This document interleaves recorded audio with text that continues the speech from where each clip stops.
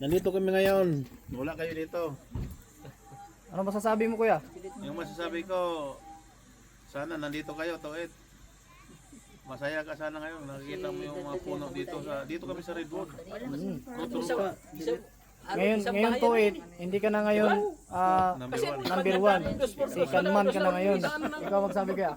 Second man, Toet. Wala Not ka na. number one. Oh, wala ka na to it. Nandun sa pinagparkingan namin doon. Siguro yung puno